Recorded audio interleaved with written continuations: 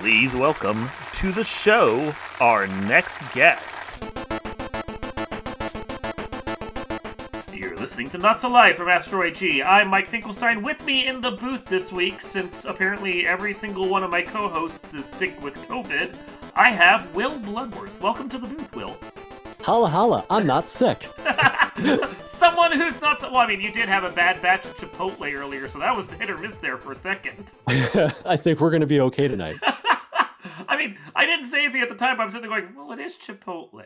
So It is Chipotle, yeah. I tried out that new plant-based chorizo, which is actually really tasty. Very good.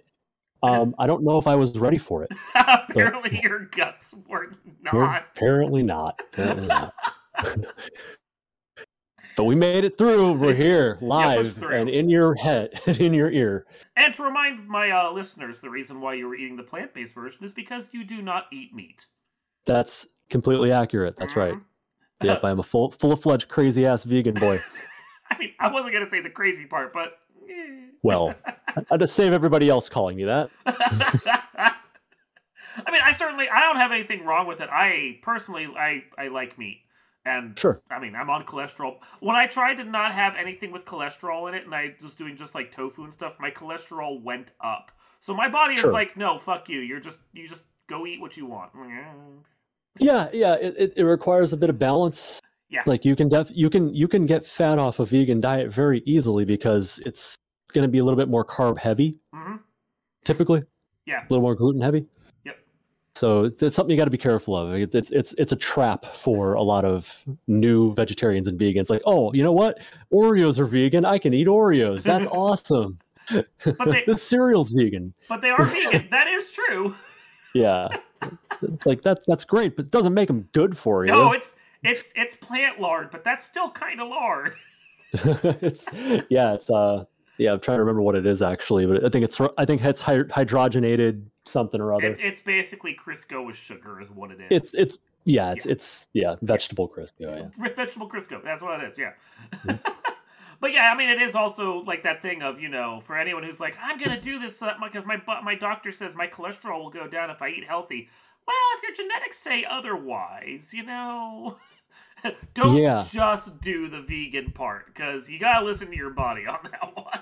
You do, and you have to balance things out. Yeah, you have to make sure you're getting the right nutrients, and you know some people, if you're anemic, it's really hard to get non-animal based iron and other aminos. So yeah, it can be tricky. It's not as simple as saying I'm not going to eat meat anymore. Like, no, great, but cover these bases. So. I will say, when I was going to Qdoba back in the day, and I mean, they didn't have a plant-based thing at some point, but they have the, you know, basically it's just the bean burrito that they can make there.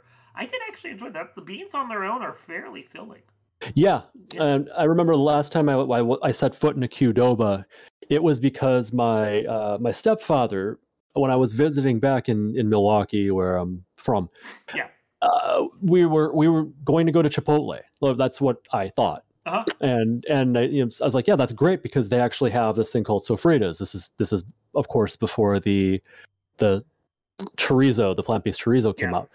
And I was like, I have something that I can eat. This is something I normally get. That's great. We can go out and do this and eat together as a family. And he takes me to Qdoba, and I'm like, what do you mean? I thought we were going to Chipotle. It's basically it's the same thing. I'm like, there's a big difference. That big difference is I can't eat anything here at all. That's a problem. Yeah. So I mean, I'm not endorsing Qdoba at all, and I refuse to say it as Qdoba because there's no U in their name. It is a Q followed by Doba. Okay, it's Qdoba. Right. But it's like the people who say Quebec, and I'm like, it's Quebec. Okay, and they even say it's supposed to be Quebec. Just go with it. But but no, I mean, I don't tend to eat a lot of dairy anymore at this point for cholesterol. But I mean, you know, occasionally a little sour cream. But I stopped eating cheese for a while there, and I find that cheese doesn't hold the same allure to me anymore. And like a Mexican restaurant like that with the guacamole, the fajita veggies, the 2 different types of beans, the 2 different types of rice, whatever other crap they have. I think they have like a stew that's that's not bad. Like, you pour all that in a burrito, it's great, and you don't miss the dairy. Right, and I can make a very strong recommendation for a brand called Tofuti, Oh, which Tofuti's great. makes a fantastic sour cream. Oh my god, Um, yes. Cream cheese isn't too bad too if you're into the cream cheese thing. Hmm. Yeah, my wife can't do lactose at all, which is part of the reason why I don't have nearly as much dairy in my diet. But we pick up Right. like the Tofuti sour cream or the Tofuti cream cheese when she wants some. Yeah. And I like I'm a Jew. Like you got to put the right thing on a bagel right there. Okay, that You is know rule what? number one. I swear to God, I was going to say that, but I'm glad you did it first. It's fine. It's fine. But and the Tofuti stuff, I mean, if you don't tell someone it's not cream cheese, like cream cheese, no one would Mhm. know any better because it tastes the same and it's only like $1 more. It's really fucking For good. sure. And you know, to be honest, yeah, the sour cream does taste different from normal sour Yeah. cream, but I think it actually tastes a bit better. I don't mind it. I grew up with my mom wanting to use plain yogurt instead of sour cream, which that's an acquired taste. So I don't know where you'd acquire it from, but yeah, I suppose it you, is. you gotta get used to it. It's basically it's like I want the creaminess of this, but tastes absolutely nothing like anything good. So Right. because Yeah, yogurt without flavor is pretty nank. it's a big no thank you right there. It is. But I got used to it because that's what my mom served, and so the Tofuti sour cream much better than that. Yeah, But it I is mean, quite I fine. I live in the Midwest now. I'm a heathen. Like if you if you're in a pinch, you put some ranch on there. You know. Oh man. Yeah. Have we had the ranch conversation before? We have not. I No. would love to have it. It's because we're in food talk now. So Right. I think I've referred to ketchup as the Nickelback of condiments. Like it's really popular, and there's no really good reason why because it's not very good. I think ranch dressing is kind of like the train of oh, condiments. you were. Yeah. I'm not sure you were nicer because I was gonna say the Eagles. The Eagles? Yeah. Not a big fan of the. No, I No, don't. well, I don't like the it's Eagles. the Eagles is that thing. Okay, so my reasoning for it is because the Eagles have, I think at this point, literally the #1 album of all time, and it's their greatest hits, which Mhm. doesn't even include Hotel California for some fucking reason. That's absurd. Right? It came out before their album with Hotel California, but everyone's like, "Oh, the Eagles! I want Hotel California." So every motherfucker in the world, apparently, aside from me and probably you, bought their greatest hits. So it is like when I picked up the factoid about 10 years ago, it was within a few thousand of Michael Jackson's Thriller and was still Mhm. expanding. So I have to assume they have the #1 album in the world, and it's a greatest hits collection.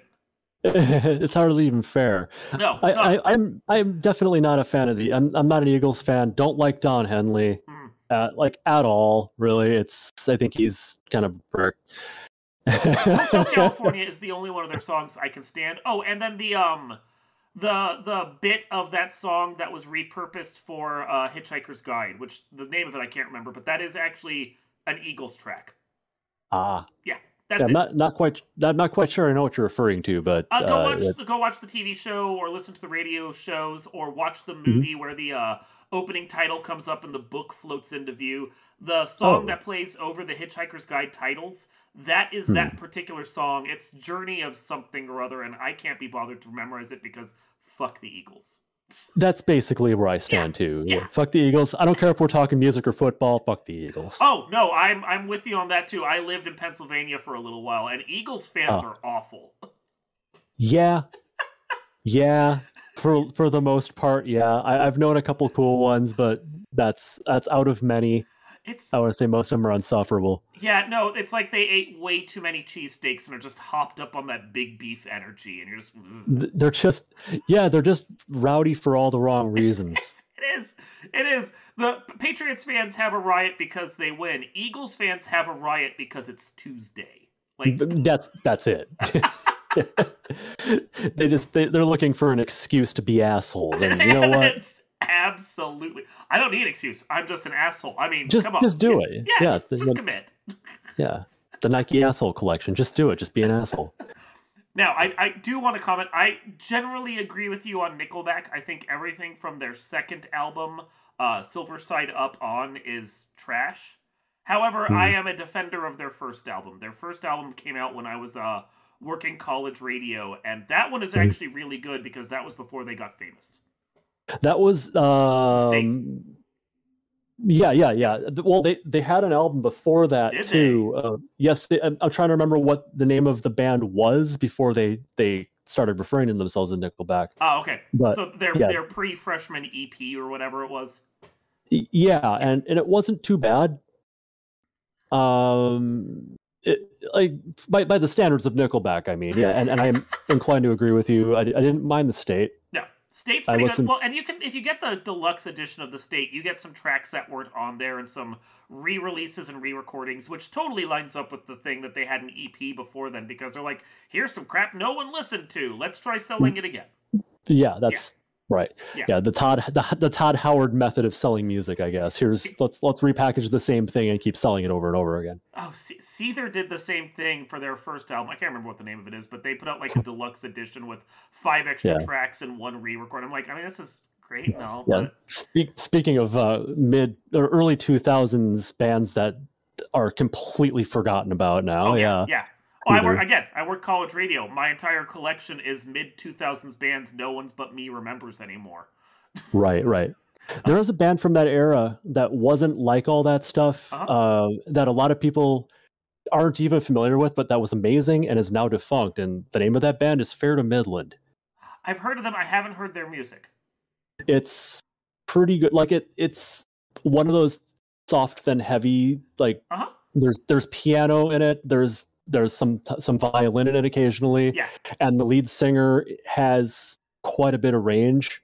And their music is lyrically solid. The lyrics are powerful.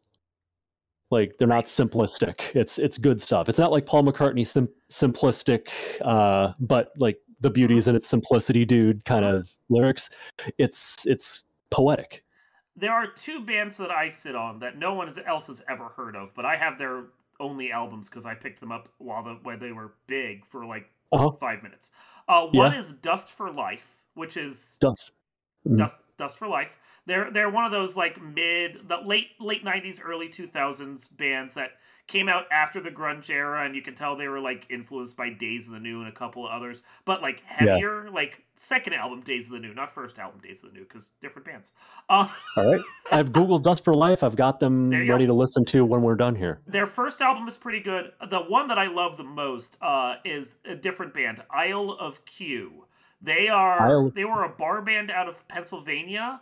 They had 1 successful album, of which 1 track ended up on like, it's either the Heavy Metal 2000 or the Blair Witch 2 soundtrack, neither of which is a winner, by the way. That was their big claim to fame, and then the band broke up and faded away. This is an interesting first line I'm seeing in the Amazon review. Sounding like Cheap Trick's Robin Zander fronting a Trick/King's X hybrid band, Isle of Q is familiar yet refreshing. They are really good. They have one of the few albums that I can listen to straight through. Nice. Yeah, which, I mean, you know bands, they put out 5 good tracks and they fill the rest of the album with whatever B-sides they had. This one was like all A-sides. It was really good. And at one point I was in a Facebook fan group for them, and it was literally 14 people that had heard of them, and one of them was like the lead singer. He's like, I can't believe this band still has fans. I'm learning his name is David Ringler. There you go. Yeah. Hi, David, if you're listening. You've got one fan right here. Yeah. And one maybe future fan. I have yet to hear your music. I hope you don't suck. My band, which has yet to do a full performance, but we're going to record some music for YouTube as soon as we can get back together after COVID. We do a cover of their song Bag of Tricks, and that's my favorite song off of that. My band being named The Inferior Darren. Wait, what is your band's called? The Inferior Darren. The Inferior Darren. Yep.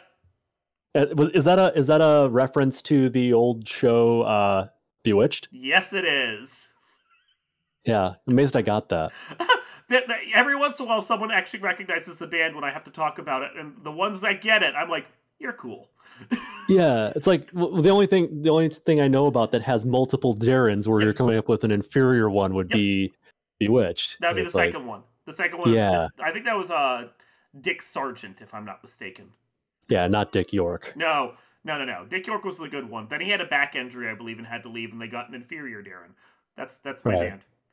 Because every good band name is already taken. I mean, Eagles was wasted on such a shit band. Oh my god, I know. I know.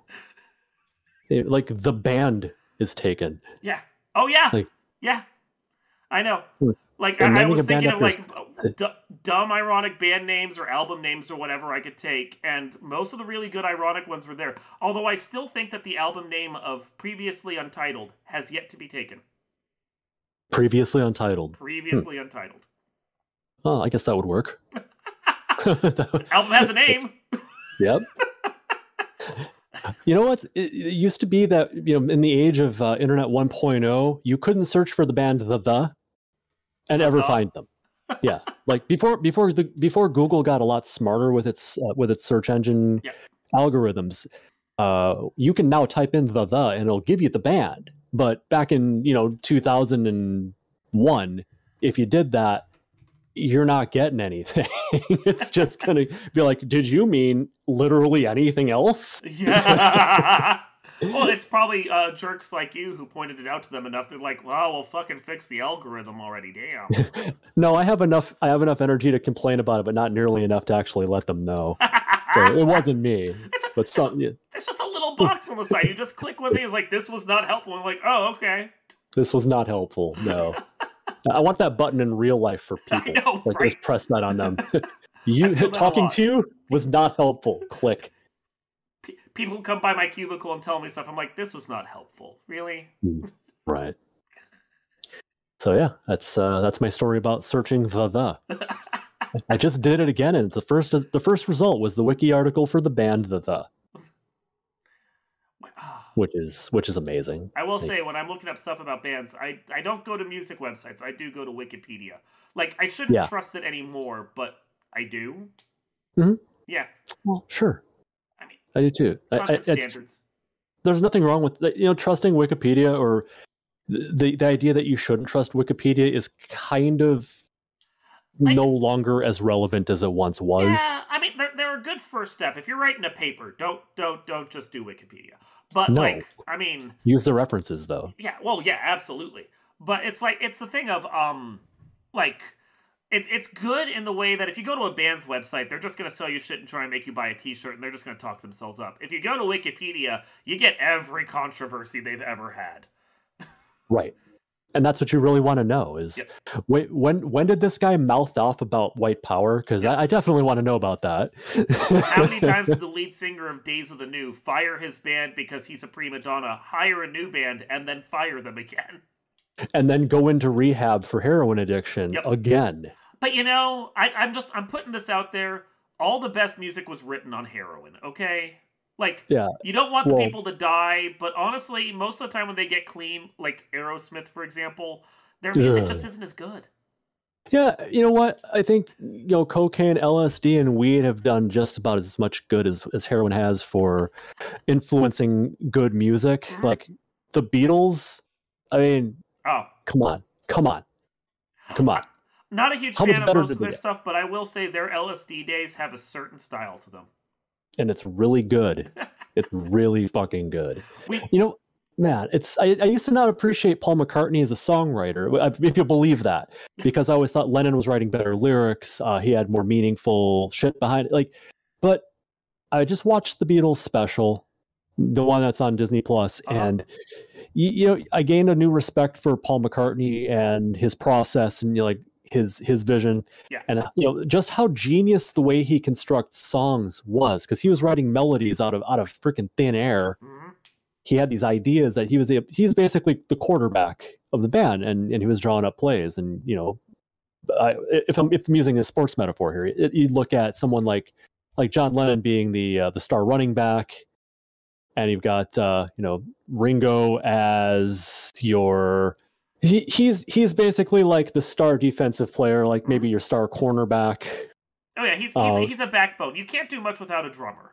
You need a good defense to win a championship, and Ringo is that defense. He was an underrated drummer, despite being Ringo Starr and being so easily recognizable by name and so spoken of because he's in the Beatles. Yeah, and of course George Harrison is he's the utility player. He can do anything. He was the glue. A lot of people recognize that now, and it's awesome that they do. Yeah, George is an unsung hero of that band, and he deserves, he's the least known member of the band. Yeah. Well, it's that thing of, I mean, if Nirvana hadn't broken up because, Kurt Cobain killed himself, I guess it's not really broke up, it's just ended. Right. But then, like, would Dave Grohl have gone off and been more than just the backbone rhythm section of that band? Like it's different with Ringo because Ringo didn't ever, like, start a second band that was nearly as popular. But yeah, the All-Star Band was not as popular. No, nothing Ringo did after the Beatles was anything like the Beatles. No. Yeah. But you take Dave Grohl has been in about 76 different bands since leaving the. He is rock at this point. Like, whether good or ill, he is basically good. Rock. Good. It is definitely good. Yeah. He's an amazing musician. He's an awesome guy. I always put him up at the top of my list for, like, because he's both a decent guy and just an amazing at every single instrument he plays. Yeah, he is. He's like the guy's just rock and roll straight through, and just a fucking cool guy. Now, Chris Novoselic would be the person you're thinking of if, like, what happened when Nirvana broke up. Like, what's Chris Novoselic been up to? Like, I should know. I don't know. I know he helped on one Foo Fighters album and pretty much only shows up again. Like a 20-year groundhog. He shows up once in a while when Nirvana's name is mentioned and they shine a spotlight on him. The thing I know most about him is when he flung his bass in the air and hit himself in the head with it. That's the thing I know most about Chris Novoselic, other than he was in Nirvana. And that's not a good thing to be known for. No. Funny, but not good. Well, and bear in mind, I'm in the capital of the freaking Seattle Sound here. I'm up here, and the name still carries a lot of weight. Like, the city's kind of moved on from that quite some time, but there's still a lot of respect on the name. There's still a lot of respect on Kurt and Nirvana in general. Chris Cornell, all of the Lane Staley, everyone who's passed, Andrew Wood. And that's great because we recognize our roots, but the music scene here is completely shifted. Yep. My girlfriend, she's in the Phoenix area, and you know what? Their music scene there, you wouldn't think this, but their music scene there is livelier than the one in Seattle. Well, so this is something I was going to mention, and then the conversation wandered. But it's that thing of age kills rock and roll. So, like, there are three things that will kill someone's, like, catalog, and you can mark a point where these things happen. One is fame, which I mean, you can directly point to Nickelback. They got famous, and they started doing what was most commercially sound, whether their choice initially or what their producers wanted, and they went with it. That is sellout music right there. Everything for Nickelback past the state. Two is they get clean. Maroon 5. You can directly point to Aerosmith on this. Like, they get clean, and then they just don't have the drive in them to write the kind of music that they were writing when they were, on heroin or coke or whatever it was. And I think in that regard, in both cases, it's the torture. Like, drive and music tend to feed on what can I sing about? What is my trouble? What actually drives me to? Because, most rock is what, like, breakup tracks or whatever. And it works. But the second you get money, and you get clean, and you got cash, and you've got no troubles, what the fuck are you going to write about anymore? Most people don't have anything, and Dave Grohl just apparently is a genius and can write whatever, and you're like, yeah, sing us a song about that church you used to go to, man, I'll rock out to it. Yeah, I think, Aerosmith's a good example of, a band that was once very, very highly thought of, and who was driving the very vehicle of rock and roll music. Just decides, what, it's time to start cashing in and soundtracking Michael Bay movies. And they lost a lot of credibility. I think there's still people who are like, oh, Aerosmith, heck yeah, I want to go see them in concert. People feel that way about Metallica too, but Metallica is not even close to the same band they were even in the Injustice for All era, or even in the Black Album era. I'm a fan of everything from Puppets on Back, but ever since Cliff Burton died, not really much of it doesn't appeal to me nearly as much. Well, you can see it with like Metallica when, like, Napster came to rise, and they were more concerned with the money they were making than the music they were producing. Right. Yeah.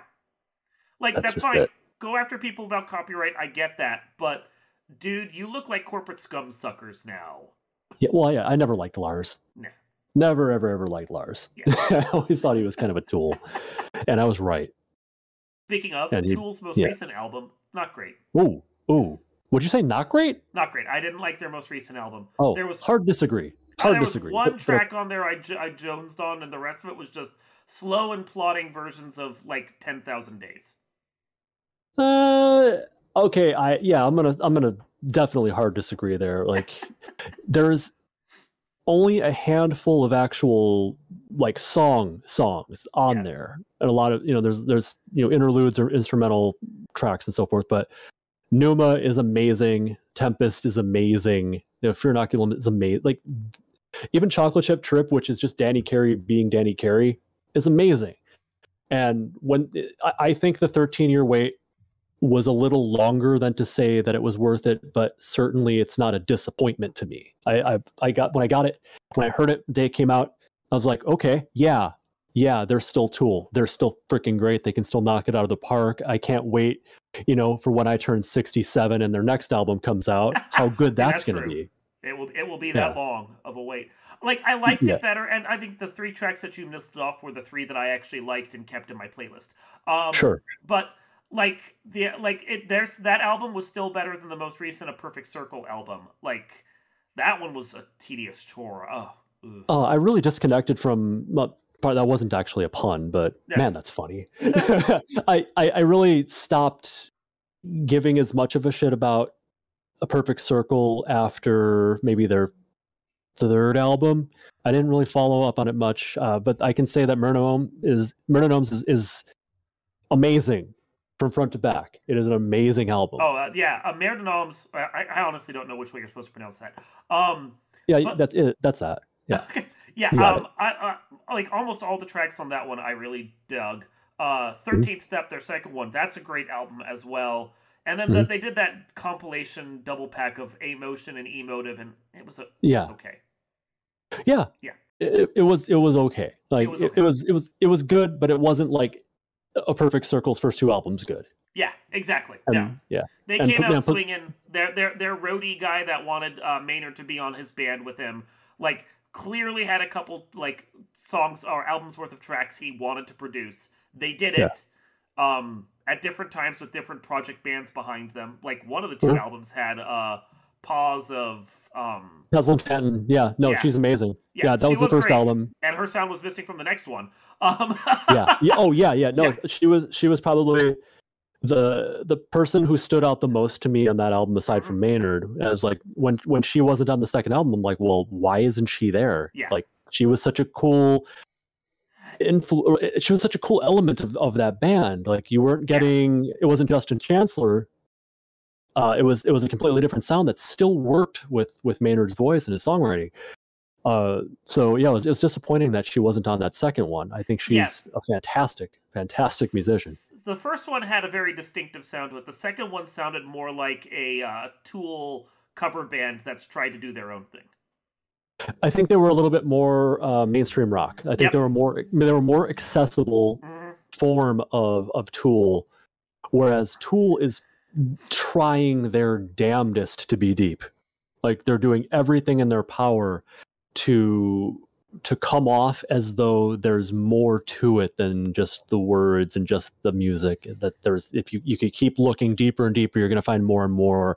Just keep digging. And I just fucking quoted the song of the band. That's the second time I've done that now. Just keep digging. Yeah.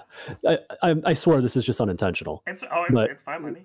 But the Tool's they're trying hard to be deep, and it's obvious they're trying hard to be deep, and they do it well. They've done it since freaking 92, and I'll always love them. I think Maynard's a fucking prick, but I think he's a hell of a songwriter. He's a great vocalist. He is a hell of a songwriter, and he has an amazing set of pipes. I will continue buying their albums. Don't get me wrong. Them and Nine Inch Nails will always get like my money, but fair. Yeah, I wasn't as thrilled by this most recent album. Liked it better than the last Alice in Chains I listened to. Well, it's basically Jerry Cantrell taking over. Yep. They found a good guy for him to sing with. And don't get me wrong, Jerry Cantrell's stuff on his own was actually pretty good. Him back with Alice in Chains, though, it feels like he's trying to be Alice in Chains without, like... Lane. Yeah, without Lane. Yeah, and like, I like their new stuff, like, enough, but it certainly isn't. It's not the same thing. No, it's not. It's lacking. You can feel it's lacking. If you can have a cover band with basically almost all of the members of the original band in there, that's what it feels like. Yeah, and then the new music they're writing, it's like it's trying to recapture what the first not so much facelift, but definitely they're trying to capture a little bit of dirt, a little bit of their self-titled. Yeah. And it's not really getting there. No. It has this, it's this vibe of, and we're getting back to what we were talking about before. One of the things that ruins a band is they, like, and I hate to say it, like, I actually appreciate that they get clean and they're no longer on drugs and they're trying to live their best life, so at the very least they can enjoy what they've done. But like, the lead singer didn't want to get clean. That was his whole point. Band broke up because of it. He went off and heroined himself to death the way he wanted to. But while he was on those drugs, he wrote some amazing lyrics. He was another one who his voice, like, I'm a singer. I'm actually taking voice lessons right now, and yeah, I can name off vocalists and I can tell you why they're good and why I admire what they've done and how I try to incorporate certain things. Like I've covered Man in the Box. I have a cover of Man in the Box I've sung, but they, Lane Staley brought something with his voice that no one else can imitate. No one else can bring that Lane Staley, that je ne sais quoi that he had to their own voice. And that's why he was so great, because he found him. It was a bit of grit. It was just a little nasally at times, but it still worked within the confines of the music they were doing. It was an angry, vulnerable, introspective, growling sadness. Yeah. And desperation. It was just all these emotions rolled into this soap ball of amazing singing. And he just belted, and it was, oh my God. Alice in Chains got me through some really shitty times in my mid-teens. They were a big deal to me, and it sucked when Lane died. It sucked when Kurt died. When Chris Cornell died recently, that hit me. Like, I was pretty sad when I heard about that, because he was another one for that whole era.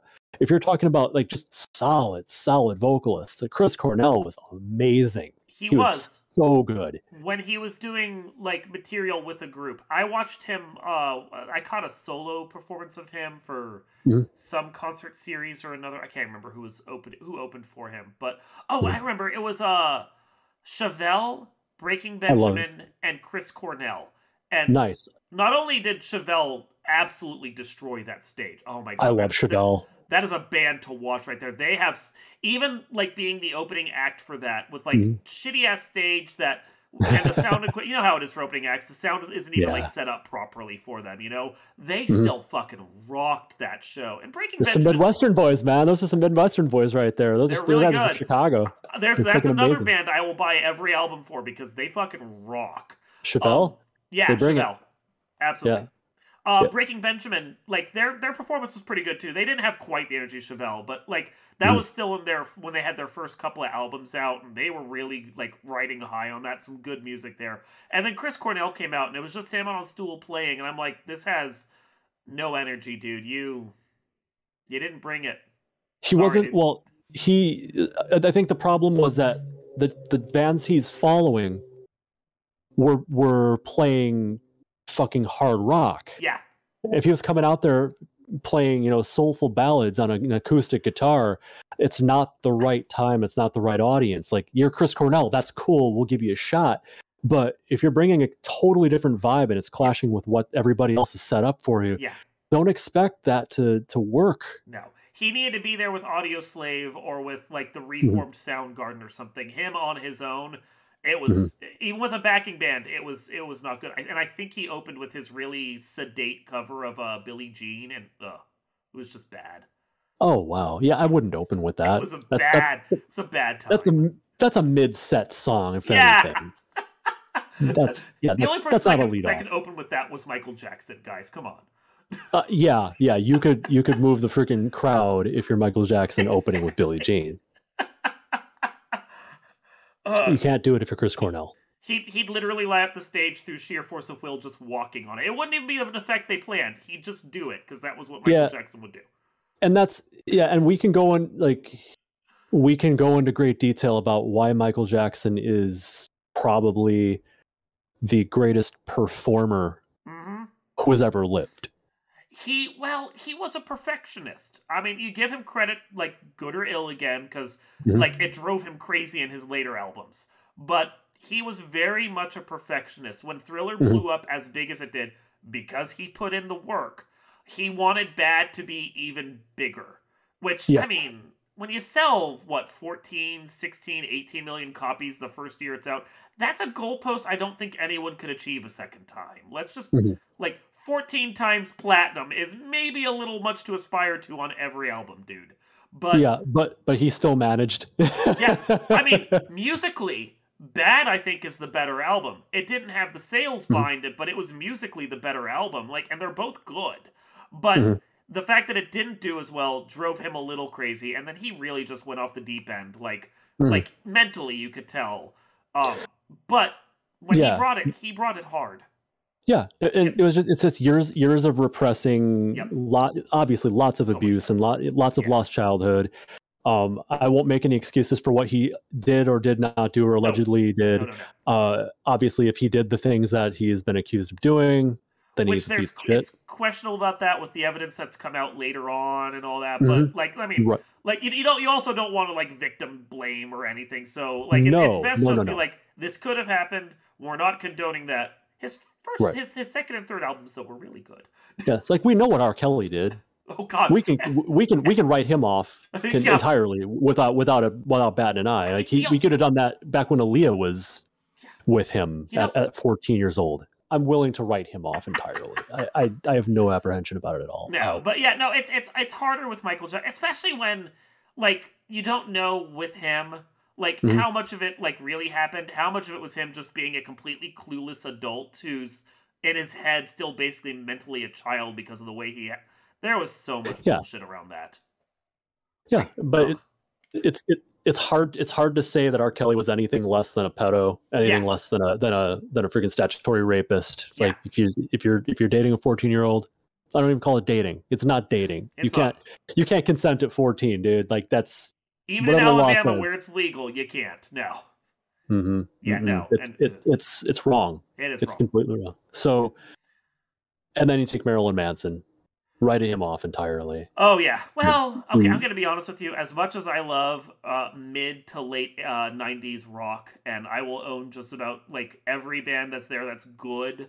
mhm, Marilyn Manson never thrilled me.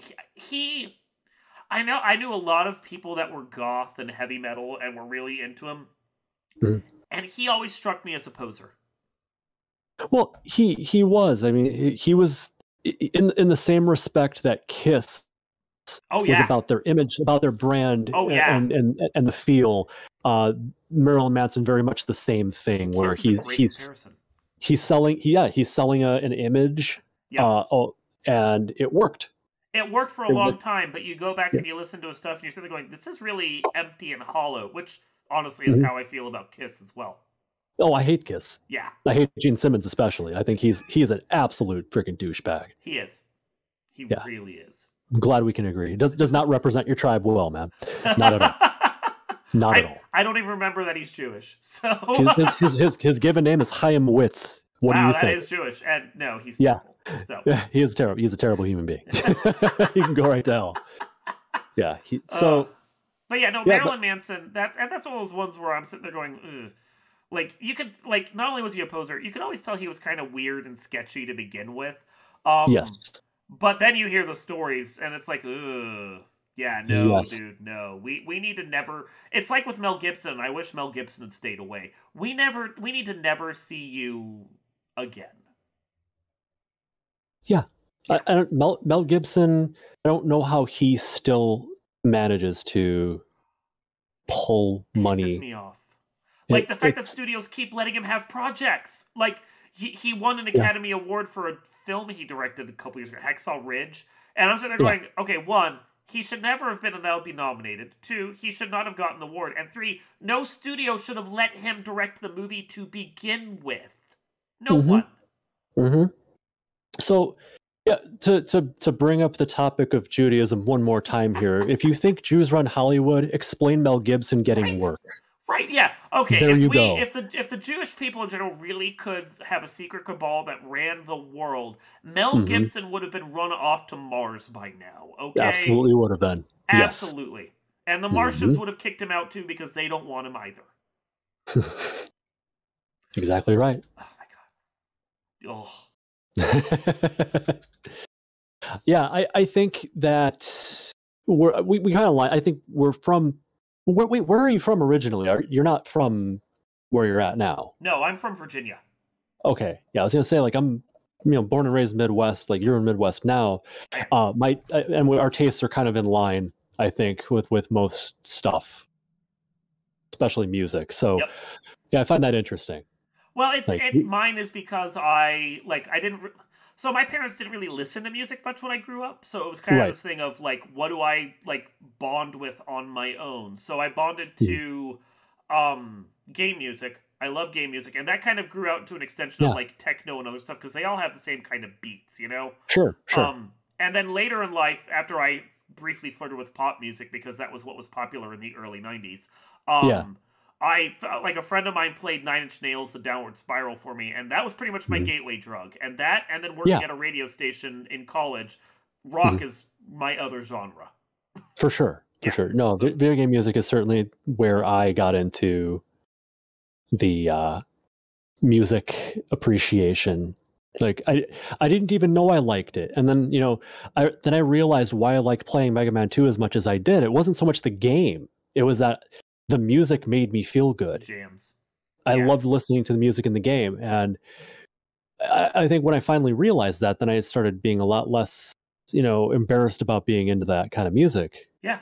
As a kid, like, no, this is good. This is really cool. Like, and then going online and seeing that the internet, it's opening up to the fact that there is actually an audience for this. There's people who appreciate it the same way I appreciate it. There's people covering this stuff, and man, it was one of the greatest discoveries I made with access to the internet. Is that I share this preference, I share this passion with other people for video game music. Yeah, one of the reason why I have like days and days of music on my computer at this point is primarily because of Overclock Remix and. I lived on OCR. I go in there like every 6 months and I see what new stuff they have from games that I like and I download everything. And then I move on and I rate it all and I have it in my playlist and I have a fuck ton of music. And I mean, a lot of it's, Chrono Trigger and Castlevania, because those are my favorites. Well, sure, of course. For some reason, I hang out on a Final Fantasy Discord most of the day. Yeah. I mean, what the hell, right? I know, right? Well, at the time, randomizers for Castlevania weren't out, and now you guys have your claws in me, and I can't escape. So. Yep, that's correct. You ain't going anywhere, son. No one will ever let me leave now. I run too much of that place. And now I'm just kind of sitting back on the FFR thing, like I'm passively participating as I have been for a while. Yep. And now I'm on Dark Souls 3, and it's going to take a long time to get me off that. Oh, I feel that. There are certain games that just you always get sucked in, and there's not much you can do about it. I mean, I'm not a Dark Souls person. I'm bad at video games. But and it's not the same kind of game at all, I will admit this, but every once in a while I feel that pull of Stardew Valley, and I'm like, I've already played through this game 3 times. Why am I playing it again as I'm clicking around gathering crops?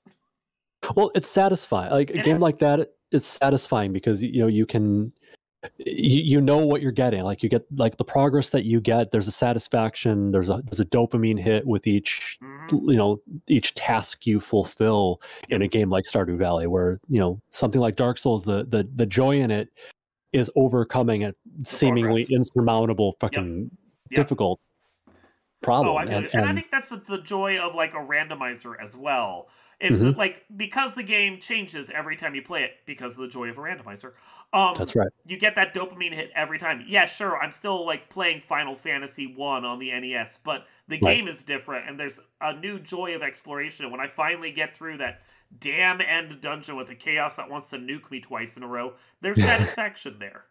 There is. Yeah. Yeah, and I think the joy that I get out of that game is when I crank up the dial to, kick me in the balls 500 more times, Yep. and that's the way I like playing it. Not everyone's like that. Very few people, in fact, are. Most people want to go fast. They want a faster game. They want to, take their fighter comp party, all, four person party, cruise through the game as quickly as possible. Whereas I'm like, no, make this tough. Give me a challenge to overcome. Give me imps with nuke. Give me chaos with max evasion. Cure 4. Let me figure this out. And if I can get through this with one thief, I get through this with a single character. It's just demonstrating that I'm willing and able to get through that and overcome that challenge. I'm not racing anyone. I'm trying to survive. And that's what Dark Souls is. So everyone's recommended Dark Souls to me. Like, this is exactly the kind of game you would want to play, Will. And I'm like, all right, never got around to it, and finally I have. There you go. And they were right. They were Yeah, I like a absolutely game right. like I don't mind a bit of challenge. Challenge makes the game interesting, but I like a game Yeah. more where the joy is in the exploration and just kind of losing yourself for a while in the Mhm. experience of it. Um, Yeah. Breath of the Wild is the perfect game for me, honestly. Zelda games have always been about the exploration. But I think that's the biggest appeal of that type of it game is, is is, it is. is exploration. But like they kind of lost that thread, like to a certain extent, around Link to the Past, which is a fantastic game. It's still my favorite one, but that game was Mhm. very guided in what you were supposed to do. Like you know where the dungeons are. There's no trying to find them like there was in the first two games. Right. And they started holding your hand more and more.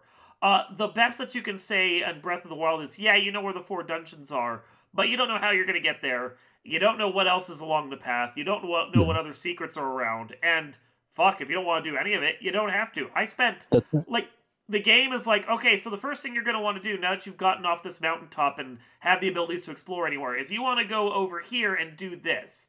Go to Kakariko Village, talk to these people, they can get you on your way. That's all the guidance the game says. I'm like, that's over here to the east. Okay, fuck it, I'm going to the west, and I was just gone for 60 hours.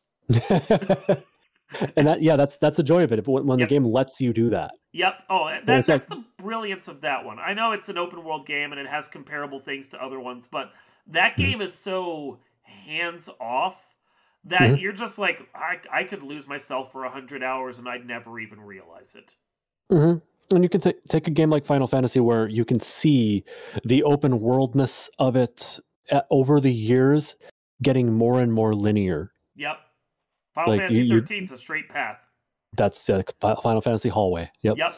For like, what is it, 20 hours of a straight hallway, and then the last 8 hours you finally get to explore the world? Mm-hmm. Yeah. That's Ridiculous. That's not Final Fantasy. No, I mean, you Yeah. got random encounters, and you got classes, and you got some stuff, but it doesn't Mhm. really feel like the series we know. No, and 10 had a lot of exploration in it.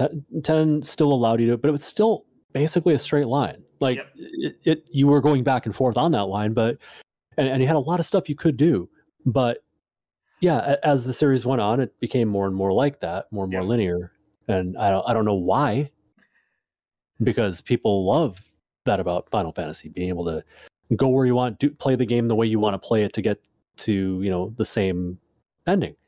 Well, they To get did try opening up like their RPG Square did with Octopath Traveler, Mhm. and that's a fun game. The problem I had with that game is it's so open world that the stories don't really have connect between them because it's both very plot driven, which isn't like Breath of the Wild at all, but also open. So you can do the missions in any order and do whatever you want. But because of that, the game doesn't know what characters you're going to have with you. Can't have them be interactive with the main story that's going on. And Mhm. like none of the characters can do anything so world shattering on their plotline that it breaks them traveling with the rest of the group. So it's like while you're on this big quest to help each of these characters, the stakes are so low that none of like I didn't finish the game because it felt like nothing I was doing really deeply mattered. Right. Yeah. You need that. You need that sense of purpose in a game. Like, are the things that I'm doing actually mattering in the grand scheme? Worthwhile. Like, are these people I'm meeting, these people I'm connecting with, these characters I'm connecting with, people I'm adding to my party, is there value in this? Am I getting anything out of it? And no. Like, there was a game called Paladin's Quest on SNES. I don't know if you've played it. I've heard of it. I haven't played it. Yeah, but I got a similar feeling. Like, they tried. It's an Enix game. They tried to add value, like having different characters in your party. They all had different attributes and stuff, but it still felt like plug in whoever, like these universal plug and play characters. It didn't really matter necessarily, and the storyline was not fantastic. It wasn't terrible, but you'd expect more from a JRPG game maker that's been around as long as they have.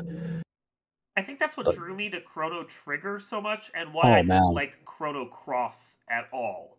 Right. Like, the 7 characters, the game was written specifically so that no matter who you had in the party, and it's a fairly linear game for what it is, right until like the last hour when it finally opens up. But they put so much emphasis on the characters that no matter who you played with, and you want to experiment with them, play it different ways, like each of them had story beats that influenced the main story, and it was written knowing that you could have anyone in your party, but they all mattered. If 7 characters that were very important, you go and play Chrono Cross with 44 characters, none of them mattered at all. Yeah, you overdid it. Yeah, and there's about the same number. Like, I think Paladin's Quest it's got dozens and dozens of characters in it. If I'm not mistaken, I think it was like somewhere in that neighborhood. Yeah. But yeah, it's and then you take a game like Final Fantasy VI, which has I think 14 characters in it. 14 sounds right. It's approaching that point where it's like I think there's just a few too many characters. Like, that was one of my big issues with it. Like, I really liked Final Fantasy IV because the way the linear story worked, they swapped in the characters regularly enough that pretty much every character got their time to shine, except for Edward. He sucked. Well, of course. Yeah. Oh, he was terrible, and you could tell he was terrible because they were like, "We could bring him back." No, we're not bringing him back. We have another 10 hours to this game. We're not even going to bother bringing Edward back. No. Nobody wants him. No. Nobody needs him. He's not adding anything to this. But like, aside from Edward, all the characters have good moments. If they die, which they reverse all the deaths, but it's fine. If they die, they at least die in a way that it feels heroic. Final Fantasy V only had 5 characters total, one of which does die, spoiler, for a 30-year-old game. But that, like, all of it mattered, and the story was very key to them. With Final Fantasy VI, there were some plot lines that were very specific to the characters, and you had to use certain people, but a lot of the time, only 1 or 2 characters mattered, and the rest of them were just interchangeable and didn't really even add dialogue. Right. Yeah. And that lost me, because I didn't care about what was going on, because most of the time it didn't matter. Yeah, and the thing about 6, despite it being a game I love, one of my absolute favorite games of all time, it's that you get late enough into the game and it really doesn't matter what character you're using. Like, they can all do pretty much the same thing. Yeah. Yeah, the way that game is designed, they really can. Yeah, anybody can do anything. And, well, the same thing with 10 as well. Like, with the Sphere Grid, you can make anybody anything. Like, you can make freaking Yuna warrior. You can make Waka freaking mage. Yep. Like, you shouldn't do that, but you can. I mean, it's the same. Like, Final Fantasy VI felt like an extension of what they were doing with Final Fantasy V. With 5 in the classes, you could make anyone be anything. And yeah, some of them were better at certain things, but you always only had 4 characters in your party, and you never could change that. The one who dies immediately gets replaced by his granddaughter, so it's still the same mechanic. So, yes, they all can do certain things, but you're never not playing with... They're never not consequential to the game. But with 6, because of the relics and gear that you get, and the fact that anyone can learn any spell they have equipped from the... Yeah, the Espers. Materia, but the same fucking thing. Materia. Espers. Yeah, Espers, it's the same fucking thing. And I mean, let's be honest, 7 has this problem too. Yeah. Oh god, yeah. Yeah, you could switch. You could say, okay, I want this thief guy to now be a dragoon with healing magic, and the game's like, okay, cool. Sure. Yep. Go give him the natural ability to do jumps and put a spear in his hand, and suddenly you have a dragoon. Yeah, I guess you did it. Kane is Locke. Locke is Kane. Yeah. Like, okay, you did this. Good job. And it neither rewards you nor penalizes you for it at all. If you want to spend the time and grind any character any way you want, you can. And 7 had that issue too, although I did like the materia system in its own way because it was more limiting. It still had that thing of, well, I guess I can make anyone do anything if I really want to. Yeah. And this is where, I don't know if you've played it or not. This is where I will always champion Mass Effect, my absolute favorite series of all time. But that's me. Well, here's the appreciation that I think you'd have for it. It's with character development, every single character has their own story. Yeah. And not only that, if you take them with you, everybody reacts differently to the same thing, and everybody influences everybody differently in terms of dialogue. It changes the story to take different people with you, which gives it replayability. It gives it a story depth. You actually get attached to these characters. They start to feel like family after a while. It's really amazing. Like, one of the games that I love the best, and I wish would have done this more, was Borderlands. The first 2 of them. Yeah, Borderlands seemed a little simplistic to me. It seemed like it's all the characters around the hero are great and rich and have a lot of stuff. I didn't care for the third game. The third game bored me. But the first 2, they did enough character building of everyone around the main heroes that it got interesting. Borderlands could have benefited from having the 4 characters be a little different in their story, like slightly different character missions, or like having the game be able to react to you in such a way that it knew you were playing co-op and each of your characters was different or the same or whatever. The game was written for a solo experience that just tacked on extra people. That's a weakness. But because what's going on around your character is so rich and there's so much to do, I kind of didn't care. That's fair. Yeah. It never really, I played it for a bit. I played the first Borderlands for a bit, and I'm like, it's slow. How many times am I going to keep killing the same looking dude? No, the first game is slow, and I'm not going to deny. Like, that doesn't open up until the midpoint, and a lot of people had to fight to get to that midpoint, and if you weren't willing to put in that effort, I can't blame you for that. Right. Yeah. Yeah, it just wasn't satisfying. I get you. I liked it. My wife liked it. We played the shit out of it for a while. Sure. I know a lot of people really did. Yeah. And I didn't see why, but I can respect. Tell that the simplicity of it eventually leaked through because she and I couldn't get through the pre-sequel that they did, nor the third game. And we're just like, I think we're Borderlands out now. Like, you didn't evolve. Right. Yeah. And I don't feel like I'm missing out. No. I would agree with you on that. I just don't. No. I mean, if you want a good, like, loot-playing game, you got, like, the first couple Diablos to do, or something like that, if you can get them cheap and not give any money to Blizzard, because fuck Blizzard. Because fuck Blizzard, yeah. Exactly. Blizzard. Yeah. Yes. Very, very much so. Yes. Fuck Activision. Fuck Bobby Kotick. He's a scumbag. Yeah. He's a little goblin bastard. He's a scumbag for 20 years. Like, everyone's like, oh, I can't believe he was such a scumbag this whole time. Like, were you not paying attention to everything? He's always been a scumbag. He looks like a goblin. He like if you watch Harry Potter, like, he looks like one of the goblins from Harry Potter. For real, he does. Yeah, he does. Which, but like without the ears and the nose that make them look like racist caricatures. That's correct. Yes. Yeah. No, he's got this short. He looks shifty. Bringing that back to Judaism and all that, you know. Oh no, you're right. No, I believe me, I noticed that. I absolutely did. I didn't notice it at the start, but when that whole thing with Jon Stewart and everything came out recently. Because, sometimes you just kind of shut your brain off and pay attention to a kid's movie. And I will not deny the fact that the first Harry Potter movie is so tedious, I checked out, within the first 5 minutes. Christopher Columbus did some good work on Home Alone, the first one. Mm-hmm. And that's pretty much the only movie he's done that I actually enjoyed. And he's bad at other movies.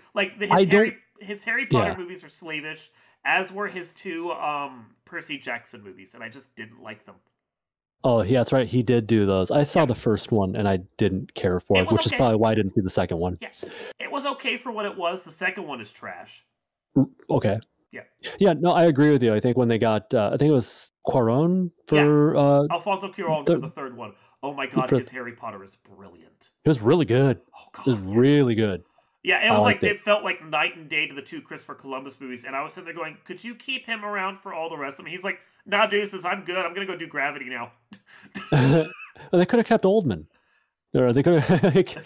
But I mean, I get why they didn't. But yeah, you got Gary Oldman to do I've heard stuff come out about him recently too. So that's really disappointing because he's one of my favorite actors of all time, and now it's like, do I have to hate him too? I haven't heard enough about it yet to actually pay attention, but I mean, that's There are a lot of I was never a huge Sean Connery fan, but hearing he was a giant wife beater, I'm like, well, now I can't have anything beyond the James Bond movies that ended up in my collection. Thanks, Sean Connery. An unapologetic one of that. Unapologetic. That was the worst part. Yeah. Every once in a while, you give her a smack. Like, no, dude, no, that's not how things work, dude. No. God damn it.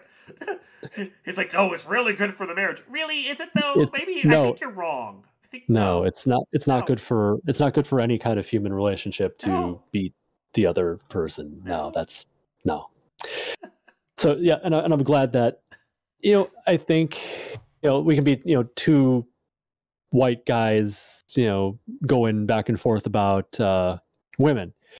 But I can say that I think I'm happy to see things are starting to come out to the light now. And I think women are feeling a lot more open to talking about the shitty things that men do and the shitty ways that things are that are very much tilted toward men. And I agree with it. I know you can generally tell if a guy disagrees or he thinks you're overreacting or he thinks you're full of shit, it's because he's part of the problem. Yep.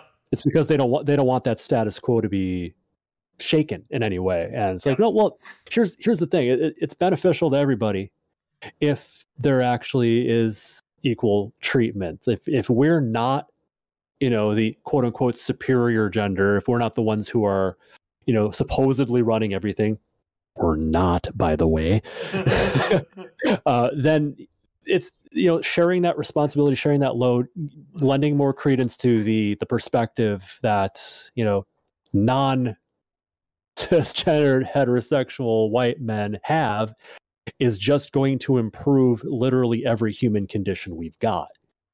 And they don't see that. They don't see the inherent value in that, and they like having this illusion of power that they've got, so they just keep perpetuating the same bullshit. They perpetuate it in media. They perpetuate it in their attitudes among other men. You've heard it and I've heard it. We know what this looks like. We know what it sounds like. Yep. And it needs to be stamped out.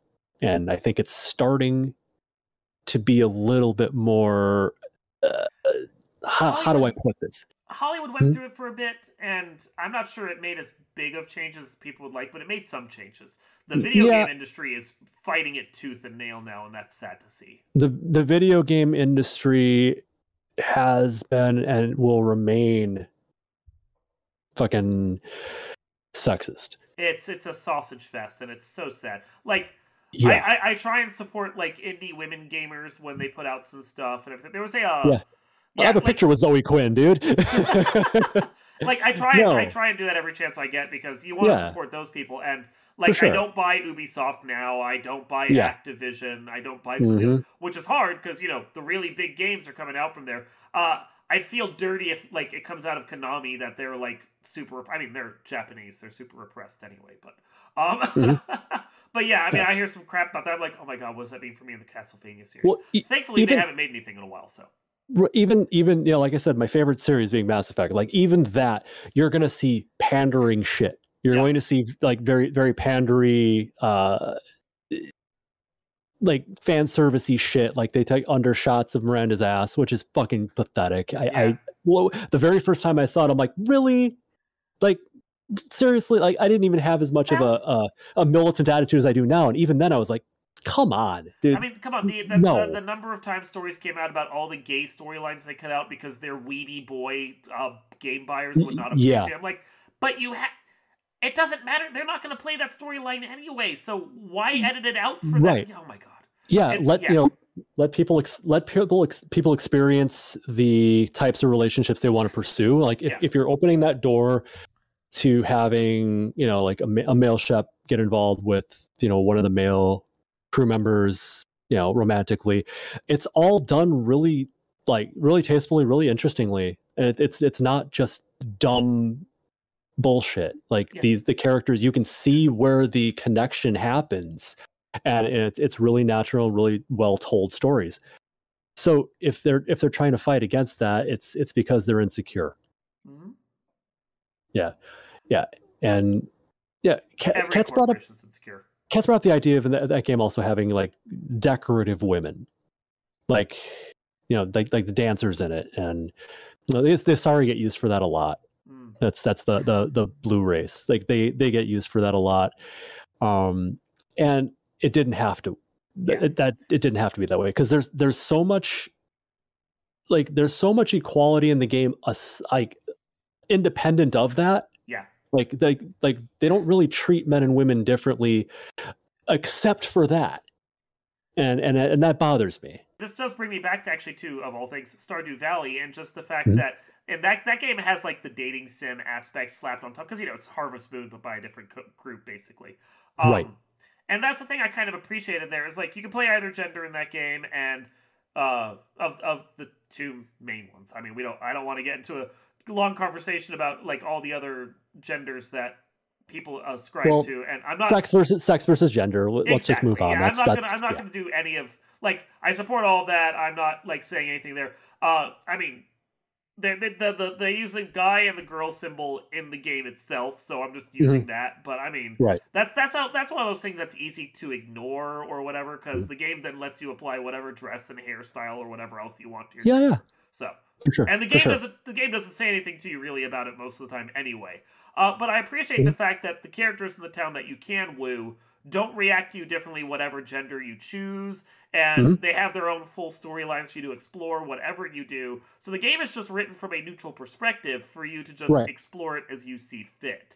And games that do that, are more rewarding to me in that regard. The other game I really liked was recently was Unpacking. I don't know if you've heard of that one. No, Unpacking? No, I've never heard of it. Unpacking. It's basically a puzzle game, but not really puzzly. And basically you follow this girl without actually meeting the girl ever, and unpack her various rooms through her life. So you start off in her first bedroom on her own as a kid, and then you like move her off to college, and then into her first apartment with some other girls and so forth. But the perspective on it is you're just like moving crap around the apartment, and you never see anyone.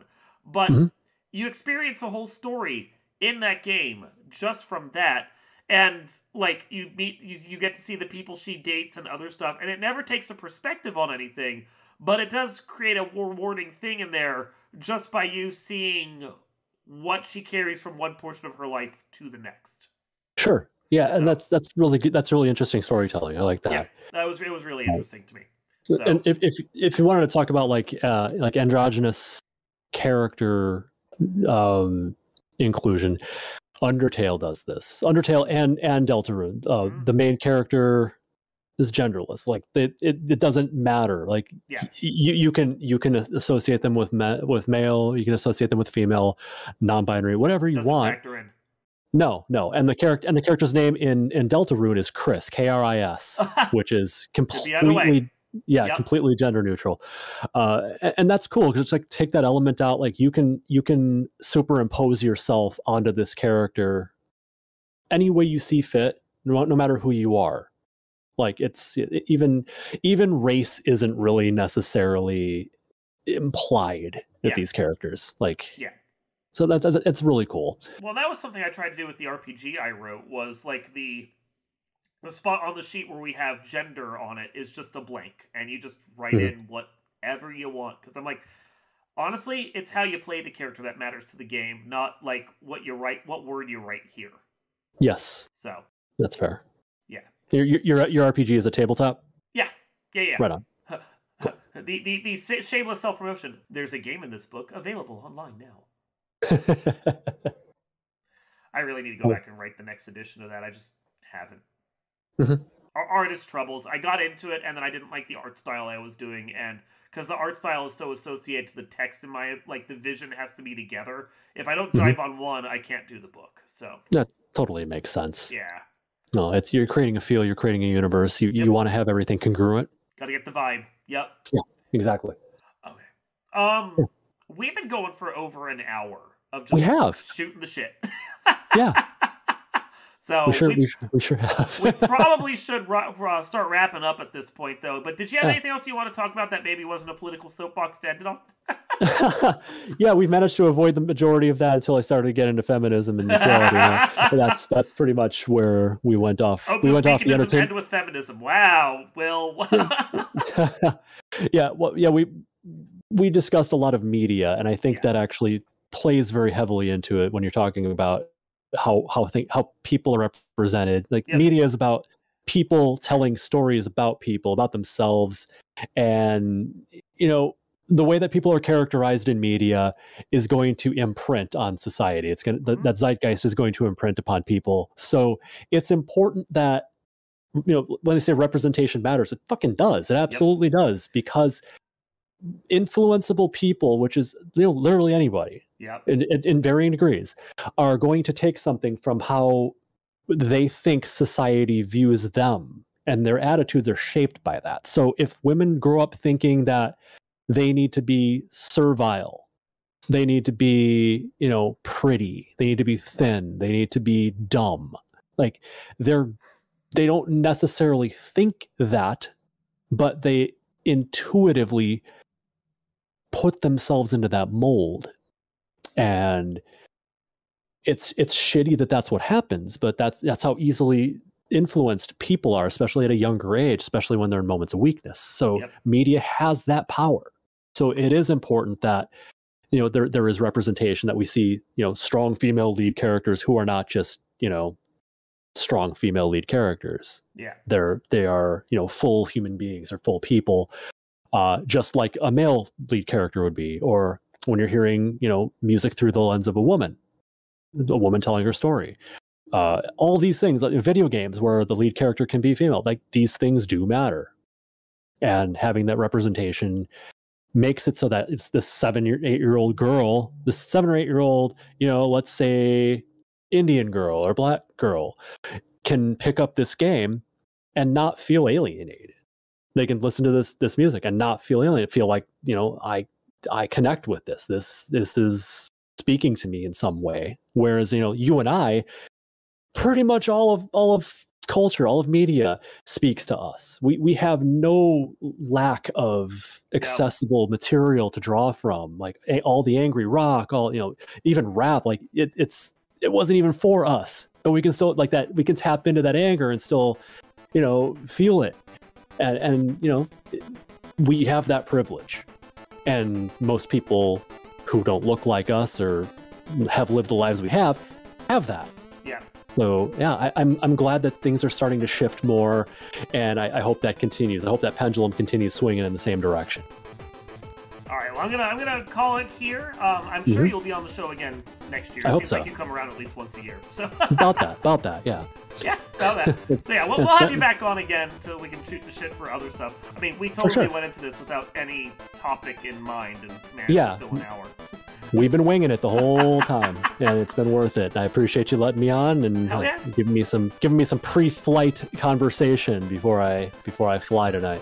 Yeah, well, this has been Not So Live from Asteroid G. I'm Mike Finkelstein, joined in the booth by Will Bloodworth, and we will see you guys next time.